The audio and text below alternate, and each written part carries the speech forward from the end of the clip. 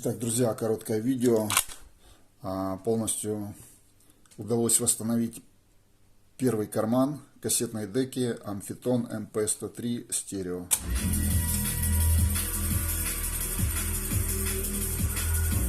Вот такой шикарный у нее звук.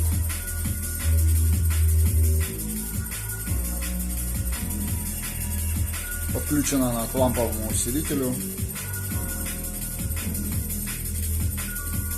Но почему-то стал мигать после замены транзистора на импортный светодиод воспроизведения.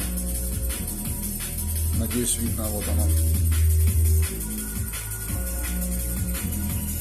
Звуковой тракт установлены конденсаторы Nichicon Mousse.